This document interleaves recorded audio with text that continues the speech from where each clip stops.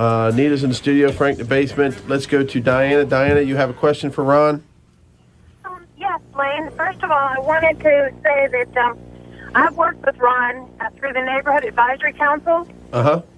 He's been nothing but gracious and easy to work with and very helpful. And my question for him is, the NACs are my passion, and I wanted to know how he envisions the city using the Neighborhood Advisory Councils in the future. And I'm going to hang up and listen to his response. All right, thank you, Diana. Question referring to NACs. One of the things that I really think needs to happen is in the budget process, as the city goes through the budget process, the NACs are involved. The one thing that has always concerned me was the participation in the NACs. We have a lot of dedicated people who have done wonderful things. We really need to work towards getting more people involved, and we've tried to support the NACs financially, and we have gone really out of our way on certain events that the NACs have sponsored. So really it's one of participation and involvement, and I'm committed to that. Well, gee, our NAC 8, they turned the money over to somebody or something else. Didn't even use it in NAC 8. That's what is bothersome when we do provide funding and the neighborhoods don't find a project to use. Yep. All right, let's go into your some of your initiatives and platforms, if elected, and what you're going door-to-door campaigning, telling people you're going to do, or what's important to you if you're elected mayor. We touched on some of them in the quality of life. But the other thing is we have a shared path system and a Rails to Trails program that ought to bring the city entirely together. It's significantly green and energy savings, and it really creates a sense of community. You'll be able to go all over the city bicycling, walking, and traveling without having to use your automobile. One of the most important things for the city is economic development, and we need to be known as a business-friendly city. And it's important to streamline the developmental process. And the city should engage in public-private partnerships to assist in bringing to fruition challenging projects. And one of them is downtown. We need a convention center and a hotel. Whoa, let me stop you there. I want to ask you a question. Now, you ain't talking about using taxpayers' money. Absolutely not. These projects... private partner public. When I hear that, I always get scared. You're telling me you're going to snatch into the coffers or somebody's pocket. Absolutely not. What are you talking about? Like Key Stadium. Okay. No, I'm talking about there's times when these projects, first of all, should never be a burden to the city taxpayer or cost the city. But these are multiple large private equity and city participation projects where we have the ability to do certain aspects of the project, like parking, where we eventually will get our money back. It's very hard in the private-public partnership for the private sector to carry all of the debt service. But we will get our money back in potentially parking and other areas. Okay. So you could float a bond and then have the developer pay it back or something?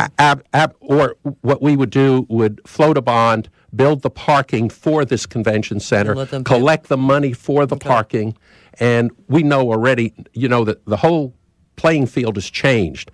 We have in the Chamber of Commerce the MEG group, Major Employer Group. And, you have Frederick Community College, you have Fort Detrick, you have the National Cancer Institute, you have PNC. All these people are bringing people into the city of Frederick. And the ability to build a convention center, I think it's there, and these people are committed. They're telling you they want a convention center. That's right. What they're telling That's what they're saying. Well, but we've talked about that on your show before, Blaine, and we've come up to the conclusion, just the two of us, that really where it would end up going be some out near the Hampton Inns or whatever, because there's really not any room downtown. But here's the thing is, who's leading the charge? The city? Is the city trying to will this thing? Absolutely not, Blaine. Absolutely not. This is the Chamber of Commerce and the MEG group, Major Employer Group. They're the lead in this. Businesses. It's the local businesses. And they have funded a study. If they put their money up, the city has not put a dime into it. Okay, well, good. I'm just saying, you can always will something by using taxpayers' money, but eventually there has to be a demand and people step forward and say, we're going to lead the charge on getting this accomplished. We absolutely put that criteria right out there, that we were not going to take the lead. All right, I'll back off. Go ahead. We need to support limited annexations, as I referred to earlier, And in these challenging times, we must continue to focus on reducing the property tax rate. There you go. That is critical. I'll That drink is to that. absolutely critical. I We sent you my cannot check. walk away from it. Through mutual collaboration, to bring good jobs to the city and keep people here in a sense of community, we should support really very strongly and mutual collaboration with the county, the Frederick Innovative Technology Center, FITCI, for a permanent incubation facility and mezzanine lab space project, okay, on economics, okay? The city must, on the effective and efficient government, the city must continue to balance the budget and maintain our AA credit rating. Our fund balances are very strong and should remain that way. And as we budget for FY11, we must carefully review and evaluate opportunities to reduce costs, therefore allowing us to have the ability to reduce the property tax rate. One of the ideas is we can use cameras. If you go into Baltimore, you go into Washington, D.C., all cities are using cameras. It's very effective. And Cameras for what? Cameras for what? For supervising areas that might be high crime rates. Right now, the city has over 200 cameras in the parking decks. When we build City of Frederick. City of Frederick, right now, over 200 cameras.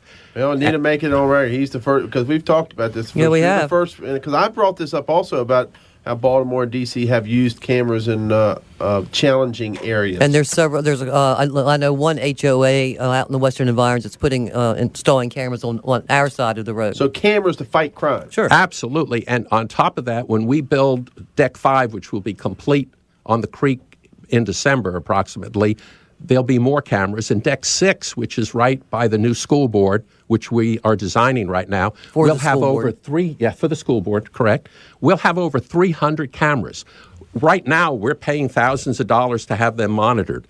We need to have our own monitoring center and put these cameras in critical places, whether it be parks where they say there's drug deals going down, along the creek, Market Street, high volume areas. Would that be in at the central alarm for the county, or would it be a facility in the city? Or No, would it be this city hopefully police, would be or- in the new police headquarters that New we really police need. So it'll be monitored by the police By the department. police. Mm-hmm.